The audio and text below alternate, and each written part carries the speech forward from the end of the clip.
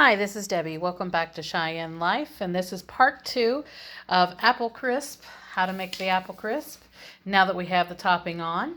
And I just wanted to go through what the ingredients are for that topping. It is absolutely gorgeous, and I actually like to press mine down just a little bit before I pop it into the oven, just so it gets really crispy on the top. I like it bubbling and crispy and slightly browned, just delicious.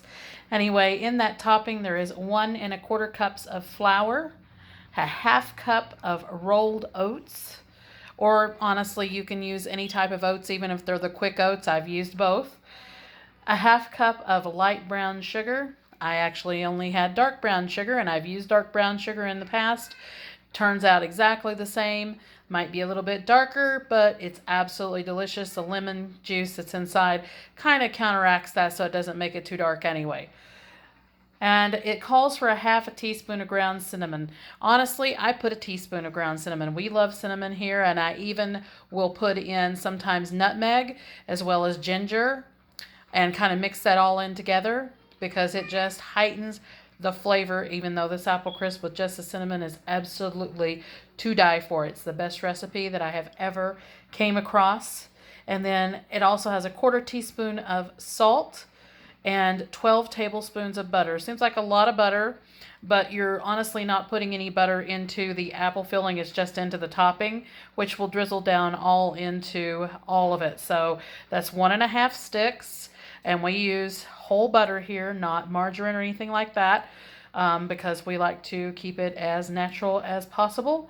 And of course that butter is going to be chilled, and then you cut it into small pieces.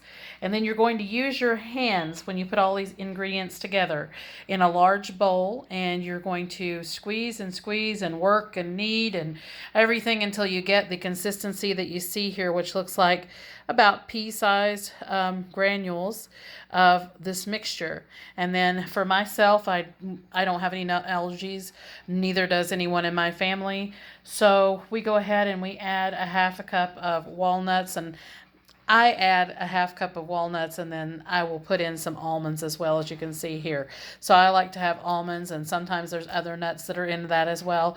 And I actually put my nuts in before I put the topping on, so it's actually mixed into the topping. So that way you have the caramelization going on with the nuts when you go ahead and put it in the oven. Now it calls for them to be chopped and toasted. I do not toast them because you're going to be putting it in the oven anyway, so they're going to toast anyway as it's cooking.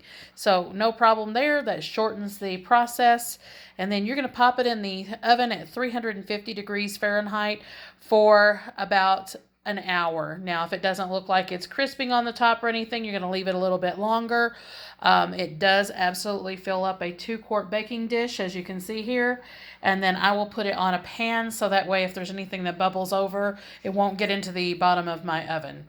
So that is all you have to do. It's a really quick recipe. It's absolutely delicious. The best recipe I've ever came across for apple crisp. And of course, I've tweaked it a little bit, which makes it my own. So I hope everyone tries this recipe out, enjoys it.